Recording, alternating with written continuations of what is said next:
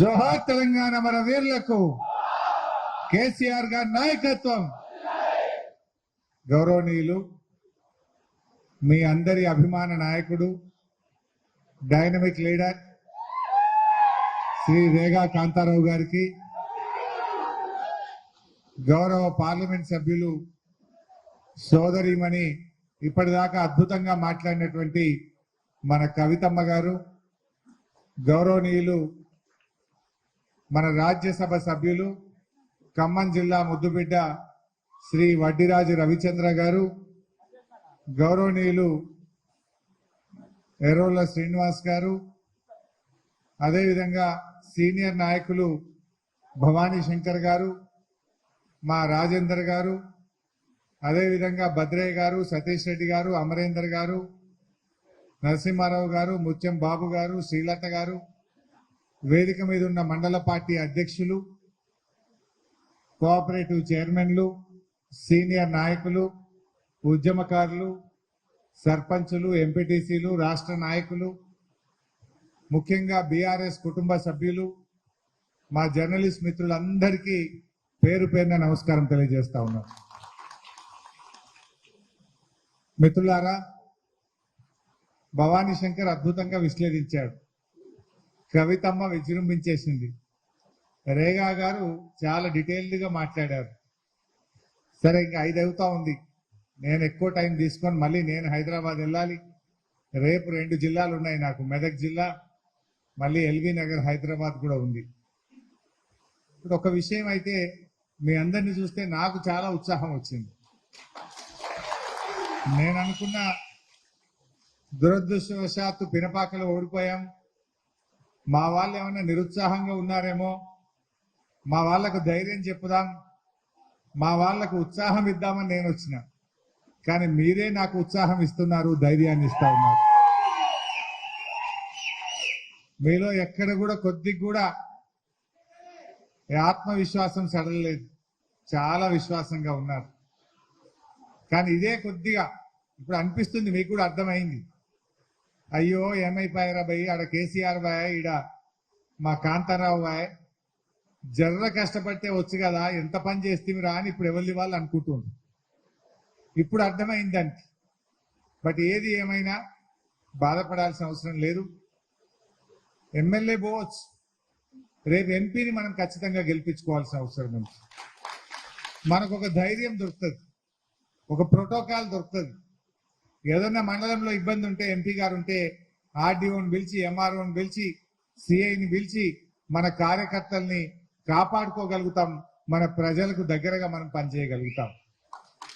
ఇదేమే సాధ్యం కాంది. ఎంపీగా నామా గారు అద్భుతంగా గెలవలేదా? అదేవిధంగా మన పక్కనే వరంగల్లో, మన భువనగిరిలో మనము అన్నీ గెలిచినాం, కానీ మనం ఎంపీ ఓడిపోయినాం. అంటే ఇవి పెద్ద ఇబ్బంది ఏం కాదు. అందువల్ల మీరు పట్టుబడితే ఎంపీ, మహబూబాబాద్ ఎంపీని 100% మనం గెలిపించుకోగలుగుతాం. 2 సార్లు మహబూబాబాద్ ఎంపీ మనం గెలిచినాం, ముచ్చటగా 3వసారి కూడా మనం మహబూబాబాద్ ఎంపీని అందరం కష్టపడి గెలిపించుకుందాం.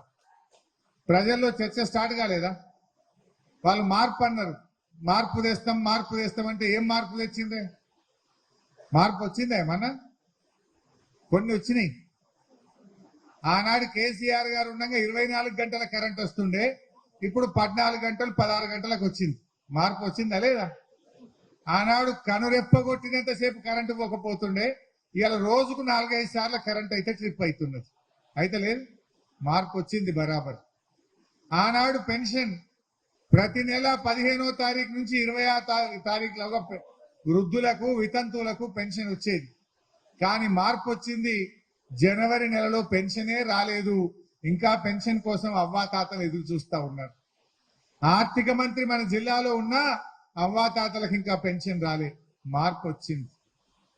అదేవిధంగా ఇవాళ ఆటో కార్మికులు ఉచిత బస్సు పెట్టిండ్రు, మరి 6 లక్షల మంది ఆటో కార్మికులు ఇవాళ రోడ్డు మీద పడ్డరు. రాష్ట్రంలో 12 మంది ఆటో కార్మికులు ఇప్పటికే ఆత్మహత్య చేసుకున్నారు. మార్పు అంటే ఆటో కార్మికుల ఆత్మహత్యలు మార్పా? 6 లక్షల మంది ఆటో కార్మికులను రోడ్డు మీద పడేయడం మార్పా? ఈ ప్రభుత్వానికి ఏమైనా కొద్దిగైనా చీమ గుట్టినట్టుంటే వెంటనే ఆటో కార్మికులకు నెలకు 10,000 రూపాయలు అందించి ఆదుకోవాలని చెప్పి నేను డిమాండ్ చేస్తా ఉన్నా. మార్పు అన్నారు, రైతు బంధు ఎంత దుర్మార్గంగా మాట్లాడుతున్నారు. కళ్ళు నెత్తికెక్కినాయి కాంగ్రెస్ పార్టీ మంత్రులకు, అహంకారంతో మాట్లాడుతున్నారు. మొన్న మన జడ్పీ చైర్మన్ గారు రైతు బంధు డబ్బులు ఇంకా పడలేదు అంటే పోలీసులను పెట్టి గెంటేసే ప్రయత్నం, రైతు బంధు ఇంకా రాలేదంటే చెప్పుతో కొట్టండి అని మాట్లాడతాడు ఒక మంత్రి గారు. అంటే ఇది అహంకారం కాదా? మీరు తెచ్చిన మార్పు ఏంది? మా కేసీఆర్ ఉండగా ఎన్నడన్నా ఫిబ్రవరి నెల దాకా రైతు బంధు పడకుండా ఉన్నానే? ఎప్పుడైనా డిసెంబర్ జనవరిలో రైతు బంధు ఇచ్చి చూపిండు మన కేసీఆర్. అరే కరోనా వచ్చిన కష్టకాలంలో కూడా ఉద్యోగస్తుల జీతాలు ఆపిండు, మంత్రుల ఎమ్మెల్యేల జీతాలు ఆపిండు, రైతు బంధు డబ్బులు మాత్రం సకాలంలో ఇచ్చిండు మన కేసీఆర్. మీకేమైంది? ఏమైనా కరోనా ఉందా? ఇప్పుడు అన్ని మంచిగున్నా ఈ కాంగ్రెస్ వాళ్ళు ఇప్పటికీ 3 ఎకరాలకు కూడా రైతు బంధు వేయలేదు. ఆనాడు మనం పోడు భూములకు పట్టాలు ఇచ్చినాం, ఉచిత కరెంట్ ఇచ్చినాం, రైతు బంధు కూడా మనం ఇచ్చినాం. కానీ కాంగ్రెస్ వాళ్ళు పట్టా భూములకు లేదు, పోడు భూములకు లేదు, ఏ భూములకు కూడా రైతు బంధు ఇయ్యని పరిస్థితి. అంటే ఎటు పోతున్నాయి ఆ డబ్బులు? ఏం చేస్తున్నారు? ఇప్పటికే 14,000 కోట్ల రూపాయలు అప్పు తెచ్చినారు. మరి రైతు బంధు వేయడంలో ఆలస్యం ఎందుకు? ఆసరా పెన్షన్ ఇవ్వడంలో ఆలస్యం ఎందుకు? ఇలా ప్రజలు ఆలోచిస్తలేరా? ఇలా రైతు బంధు ఇవ్వడంలో మార్పు వచ్చింది, ఆసరా పెన్షన్ ఇవ్వడంలో మార్పు వచ్చింది, కరెంట్ ఇవ్వడంలో మార్పు వచ్చింది. రాలేదా మార్పు? ఆటో డ్రైవర్ల జీవితాల్లో ఆగం చేయడంలో ఇవాళ మీరు మార్పు తెచ్చిండ్రు. చివరికి మన ప్రాజెక్టులు మొత్తం ఢిల్లీ చేతిలో పెట్టి ఉన్న తెలంగాణను ఆగం చేసిండ్రు. ఇది మీరు మార్పు తెచ్చిండ్రు. ఇలా ఏమైంది? నాగార్జున సాగర్, శ్రీశైలం ప్రాజెక్టు మన అన్ని అవుట్లెట్లను కూడా ఇలా కృష్ణా బోర్డుకు అప్పచెప్పింది. కేసీఆర్ గారు ఉన్నప్పుడు 10 ఏళ్లలో ఎంత ఒత్తిడి పెట్టినా కేసీఆర్ గారు ఒప్పుకోలే. ఒకటే అన్నాడు, మా నీటి వాటా 50% చేయండి, శ్రీశైలంను హైడల్ ప్రాజెక్టుగా గుర్తించండి, మా లెక్కేందో తేల్చినాకనే ఇస్తాం, అప్పటిదాకా ఇయ్యమన్నాడు కేసీఆర్. కానీ వీళ్ళు ఏం చేసిండ్రు? పోయిండ్రు, ఆయనతో రాసిచ్చేసిండ్రు. 2 నెలలు కాలే ప్రాజెక్టులు ఢిల్లీకి అప్పచెప్పిండ్రు. రేపు నాగార్జున సాగర్ ఎడమకాలకు నీళ్లు కావాలంటే పరేషాన్, మనకు మంచి నీళ్లు కావాలంటే పరేషాన్, కరెంటు కోసం ఇబ్బందులు పడతాం. ఇవాళ ఈ రకంగా రాష్ట్ర ప్రయోజనాలు కాపాడడంలో కూడా కాంగ్రెస్ పార్టీ పూర్తిగా ఫెయిల్ అయిపోయింది. మా రేగా కాంతారావు గారు ఇప్పుడే అన్నారు, కేసీఆర్ గారు ఎస్డిఎఫ్ కింద మీ గూడాలకు రోడ్లు ఇచ్చాడు, మీ గ్రామాలకు రోడ్లు ఇచ్చాడు, అనేక కమ్యూనిటీ హాళ్లు మీ మున్సిపాలిటీలకు ఎస్డిఎఫ్ కింద చాలా డబ్బులు తెచ్చారు. నాకు అర్థం కాలే ఈ కాంగ్రెస్ నీతి ఏందో. ఇప్పుడు గత ప్రభుత్వం డబ్బులు ఇచ్చింది, జీవోలు ఇచ్చింది, పనులు మంజూరు చేసింది. ఆ పనులు కొనసాగిస్తారా, రద్దు చేస్తారా? కొత్తగా గెలిచిన ఎమ్మెల్యే గారు, కొత్తగా గెలిచిన ప్రభుత్వం ఇంకా కొన్ని ఎక్కువ పైసలు తేవాలి, ఇంకా కొన్ని ఎక్కువ జీవోలు తెచ్చి ఎక్కువ పని చేసి ప్రజల మెప్పు పొందుతారా? తెచ్చిన పైసలను, తెచ్చిన పనులను రద్దు చేసి వెనక్కు పంపిస్తారా? ఇది పురోగమనమా, తిరోగమనమా? ఇవాళ ప్రజలు ఆలోచించారా? నేను మా కార్యకర్తలు కూడా కోరుతున్నా, మీ గూడానికి రోడ్డు శాంక్షన్ చేయించిండు రేగా, ఇలా అది క్యాన్సిల్ అయింది కదా, మీ గూడెంలో ఫ్లెక్సీ కట్టండి, ఇగో పలాని జీవో ద్వారా పలాని తారీఖు నాడు 1,28,00,000 మంజూరు చేయించే రేగా కాంతారావు. కొత్తగా గెలిచిన కాంగ్రెస్ ప్రభుత్వం ఈ పనిని రద్దు చేసింది, ప్రజలారా ఆలోచించండి అని ఒక ఫ్లెక్సీ కట్టండి. ఏ ఊరికి ఆ ఊరికి ఫ్లెక్సీ కట్టండి, ఆ పని దగ్గర ఫ్లెక్సీ కట్టండి. ప్రజల్లో చర్చ జరగదా? రేగా గారు తెచ్చిన డబ్బులు కొన్ని 100 కోట్ల రూపాయల పనులు ఇవాళ రద్దు చేసిండ్రు, డబ్బులన్నీ కూడా వెనక్కి తీసుకుంటున్నారు.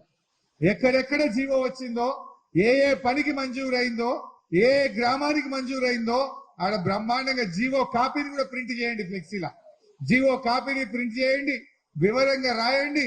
రద్దు చేసిన కాంగ్రెస్ ప్రజలారా ఆలోచించండి అని చర్చ పెట్టండి. ఎక్కువ అతిగా ప్రజలారా ఆలోచించండి. తెచ్చిన కాంతారావు, రద్దు చేసిన పాయం, ప్రజలారా ఆలోచించండి. అప్పుడు కుల్లం కుల్లా ఇక పాలేందో నీళ్ళేందో తెలుస్తుంది.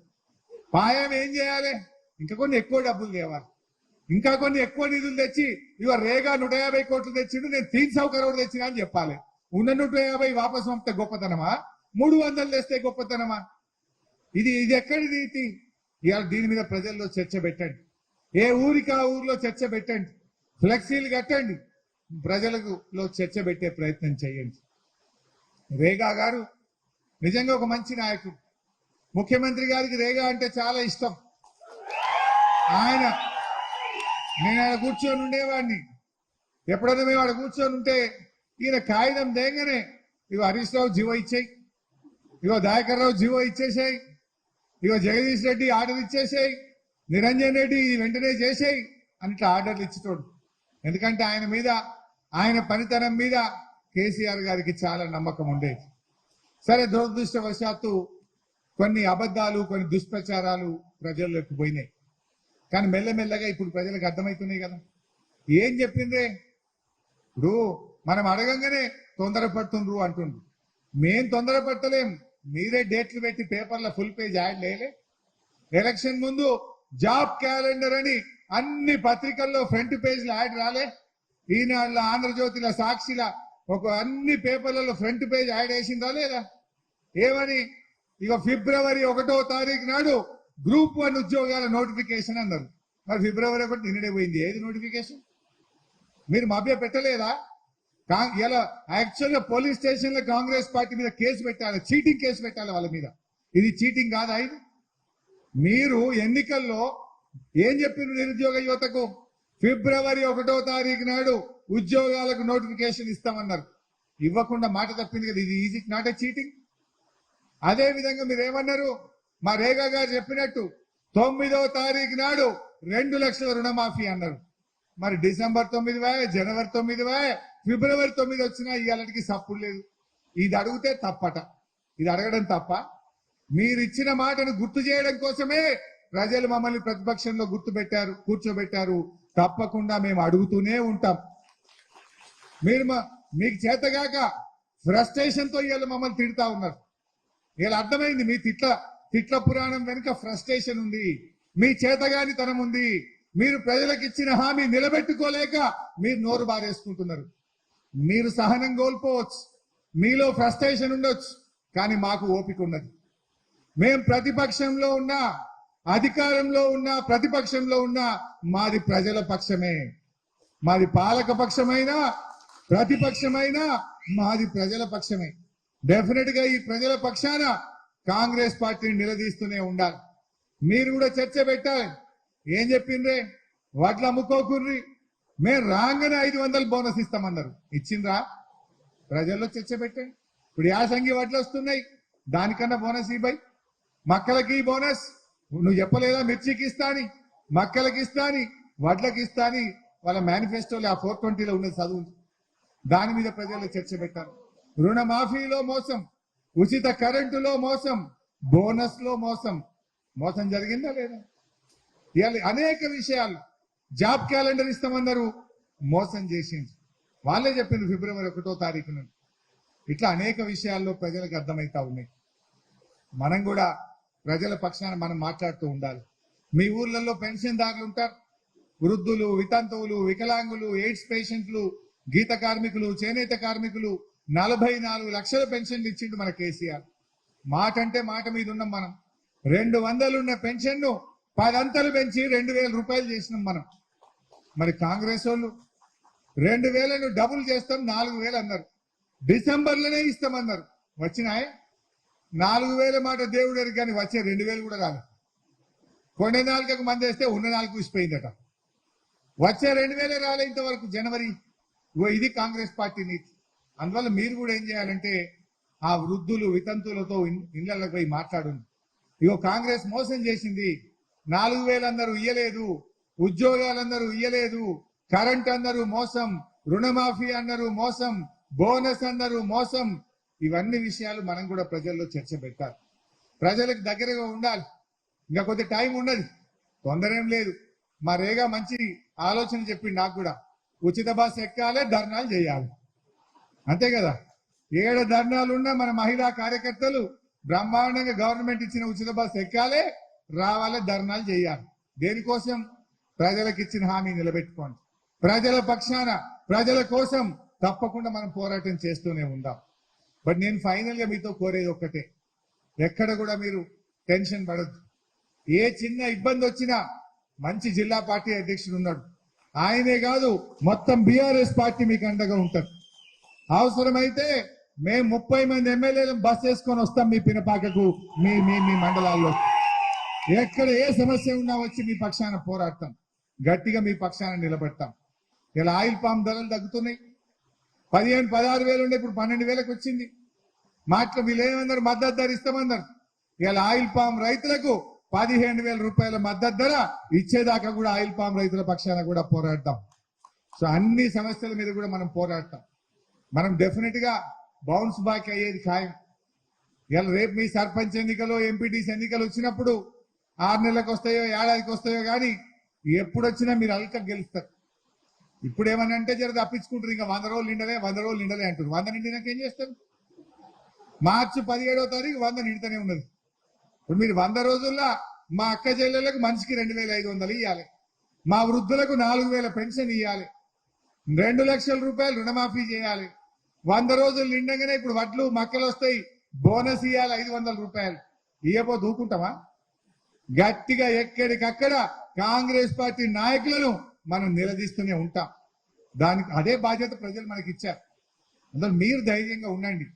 ఏమైనా చిన్న చిన్న కేసులు పెట్టినా, ఎక్కడైనా చిన్న చిన్న ఇబ్బందులు వచ్చినా మనం తెలంగాణ ఉద్యమంలో కొట్లాడినాం కాదే. అరే చంద్రబాబు నాయుడు, రాజశేఖర్ రెడ్డి, కిరణ్ కుమార్ రెడ్డిలు ఎన్ని కేసులు పెట్టినా గట్టిగా కొట్లాడినాం. ఢిల్లీ మెడలు వంచి తెలంగాణ తెచ్చిన వాళ్ళం మనం. హైదరాబాద్ లా నేను అరెస్ట్ గాని పోలీస్ స్టేషనే లేదు, నన్ను వెట్టని పోలీస్ స్టేషనే లేదు. ఎన్ని కేసులు నా మీద, దాదాపు 300 కేసులు ఉన్నాయి నా మీద. మెదక్ జైల్లో 4 రోజులు పెట్టిరు నన్ను. జైళ్ళలో పెట్టినా, ఎన్ని అరెస్టులు చేసినా ఎక్కడ జై తెలంగాణ అన్నం తప్ప ఒక్క అడుగు వెనకకు వెయ్యలే. ఆ రోజు అట్లా పోరాడకపోతే ఇవాళ తెలంగాణ వచ్చినా? దయచేసి ఆలోచించండి. అందువల్ల రేపు కూడా ఖచ్చితంగా భవిష్యత్తు బీఆర్ఎస్ పార్టీదే ఉంటుంది. బీఆర్ఎస్ మీద ప్రజలకు నమ్మకం ఉన్నది. మనం ఇదేదో చిన్న పార్టీ, ఒక స్పీడ్ బ్రేకర్ లాంటిది. 4 ఒక్కసారి దాట్యమంటే మళ్ళా బండి పికప్ అవుడే, మళ్ళా గోల్ కొట్టుడే. గ్యారంటీగా మనమే వస్తాం. కానీ 4 రోజులు మనం గట్టిగా పనిచేద్దాం. ధైర్యంగా ఉండండి, కార్యకర్తల్ని కాపాడుకోండి. రేపు మీ స్థానిక సంస్థల ఎన్నికలు వచ్చినా మేము వచ్చి మీకోసం అన్ని రకాలుగా సహాయ సహకారాలు అందిస్తాం, నిలబడతాం మీకోసం గట్టిగా పనిచేస్తాం. కాంతారావులో ఎక్కడ కూడా ఆయన స్లో అయినట్టు కనబడతలేదు నాకు. ఇంకా స్పీడ్ పెరిగింది, కసి పెరిగింది ఆయన లోపల. ఆయన ఓడినా నా కార్యకర్తల్ని గెలిపిస్తా, నా ఎంపీని గెలిపిస్తా అనే పట్టుదల నేను ఈ రోజు కాంతారావు గారిలో చూస్తా ఉన్నా. ఆ పట్టుదల మీ అందరిలో కూడా ఉండాలి. ఓ మంచి టీం వర్క్ చేద్దాం, కలిసి గట్టిగా ముందుకు సాగుదాం. అరే మొన్న మీ బట్టి గారు మీరు చూసింది అసెంబ్లీలో, నిరుద్యోగ భృతి ఎప్పటి నుంచి ఇస్తావు అని అడిగినాం. ఏమంటాడు? నిరుద్యోగ భృతి మేము 6 గ్యారెంటీలో చెప్పలే, మేము ఎక్కడ చెప్పలేదు అంటాడు. ఇంత పచ్చి అబద్ధం మాట్లాడిన అసెంబ్లీ సాక్షిగా. ఇవాళటి వరకు దాని మీద ఖండన లేదు. మాట్లాడుతున్నారు దాని మీద. స్వయంగా ప్రియాంక గాంధీ చెప్పింది ఏది నిరుద్యోగ భృతి ఇస్తామని చెప్పి. వాళ్ళ మేనిఫెస్టోలో మంచిగా రాసిండ్రు. కానీ బట్టి గారు నిండు అసెంబ్లీ సాక్షిగా ఆయన దాటవేసిండు. ఏ నిరుద్యోగ భృతి లేనే లేదని చేతులు ఎత్తిండు. అర్థమైతలేదు ఒక్కొక్కటి, వాళ్ళ కథ అర్థమైతలేదా ప్రజలకు? ఇంకా దుర్మార్గం. అరే మనము రిక్రూట్మెంట్ చేసిన స్టాఫ్ నర్సులను వాళ్ళ ఖాతాలు వేసుకుంటారు. అరే నోటిఫికేషన్ ఇచ్చింది మనము, పరీక్ష పెట్టింది మనము, ఫలితాలు ఇచ్చింది మనము, సర్టిఫికెట్లు వెరిఫికేషన్ చేసింది మనము, వెయిటేజ్ కరెక్టా కాదా అని వాళ్ళు నిజంగా ఉద్యోగం చేసిన కాడికి వీళ్ళు మీ దగ్గర పనిచేసిందా లేదా అని వెరిఫికేషన్ చేసింది మనము. ఆర్డర్ ఇచ్చే టైంకు ఆ ఎలక్షన్ కోడ్ వచ్చింది. మీరేమన్నా ఏం చేస్తారా? ఏమన్నా ఎగ్జామ్ పెట్టిరా, ఫలితాలు ఇస్తారా, వెరిఫికేషన్ చేస్తారా? వచ్చినాక కాగితం చేతిలో పెట్టి మేమే ఇచ్చినాం నౌకర్లు అంటారు. మీరు నిజంగా మీరు ఇచ్చే 2 లక్షల ఉద్యోగాలు మీరు నోటిఫికేషన్ ఇవ్వాల్సిందే. నోటిఫికేషన్ ఇచ్చి పరీక్ష పెట్టి ఇచ్చితేనే అది మీ ఖాతాలో పడుతుంది తప్ప ఈ నర్సింగ్ ఆఫీసర్ ఉద్యోగాలు మీ ఖాతాలో పడాయి. మన కానిస్టేబుల్ అయి పెట్టిండు మెల్లగా 15,000 ఇస్తాం. అది నువ్వేమిచ్చేది? ఆల్రెడీ కేసీఆర్ ఇచ్చిండు. 15,000 కానిస్టేబుల్ ఉద్యోగాలకు పరీక్ష పెట్టింది కేసీఆర్. ఫిజికల్ టెస్ట్ పెట్టినాం, రాత పరీక్ష పెట్టినాం, ఇంటర్వ్యూలు చేసినాం, రిజల్ట్స్ ఇచ్చినాం. ఆల్రెడీ ఉద్యోగాలు ఎవరెవరు సెలెక్ట్ అయిందో కూడా లిస్టు పెట్టినాం. లిస్టు పెట్టడానికి ఎవరో హైకోర్టుకు పోయింది. కోర్టు కొద్ది రోజులు స్టే పెడితే ఆగింది. ఇప్పుడు స్టే ఎత్తేసింది కనుక వాళ్ళు ట్రైనింగ్ కు పోతారు. దాంట్లో నువ్వు ఇచ్చినట్టయితుంది ఆయన.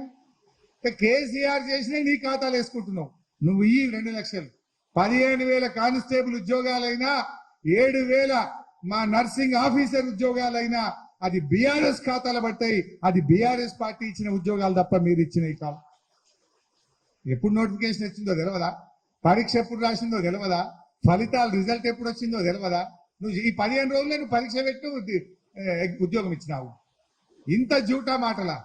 అన్ని విషయాలు కూడా ప్రజలకు అర్థమవుతున్నాయి. వీటిని మనం కూడా ప్రజల్లోకి తీసుకుపోవాలి.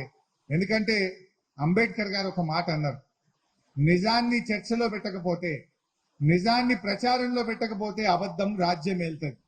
అబద్ధం రాజ్యం ఏలితే ఈ రాష్ట్రాలకు, దేశాలు, ఈ వ్యవస్థలు కుప్పకూలిపోతాయి, జాగ్రత్త అని అంబేద్కర్ గారు అన్నారు. మరి ఈరోజు మనం వాళ్ళలాగా అబద్ధాలు చెప్పాల్సిన అవసరం లేదు. మనం చేసిన పనిని, నిజాలను ప్రచారంలో పెట్టాల్సినటువంటి బాధ్యత ఇవాళ మన మీద ఉన్నది. నిజం నిలకడ మీద తెలుస్తుంది అన్నట్టు ఇప్పుడిప్పుడు ప్రజలకు అర్థమవుతుంది కేసీఆర్ ఏందో. మన తెలంగాణలో సామెత ఉంటది, నిజం గడప దాటక ముందే అబద్ధం ఊరంతా చుట్టేస్తుందట. మన పని గట్లే అయింది. మన రేగా గారు చేసిన పని, మన కేసీఆర్ గారు చేసిన పని, మన మంచి పనులనేమో మనం ప్రచారం పెట్టలేదు. వాళ్ళు చేసిన జూటా మాటలు మాత్రం జనం ఆ సోషల్ మీడియాలో చూసి కొంత నిజమని నమ్మునేటువంటి పరిస్థితి ఉంది. బట్ ఫైనల్ గా అంతిమంగా న్యాయమే గెలుస్తుంది, ధర్మమే నిలబడుతుంది, నిజమే నిలబడుతుంది. ఖచ్చితంగా బీఆర్ఎస్ మంచి పనులు ప్రజలు గుర్తిస్తారు, ప్రజలే మనల్ని కాపాడుకుంటారు. దురదృష్టం ఏంటంటే ఈ గవర్నమెంట్ ఆనాడు ప్రతిపక్షంలో అబద్ధాలు ఆడారు, ఇలా ప్రభుత్వంలో కూడా అబద్ధాలు ఆడుతున్నారు.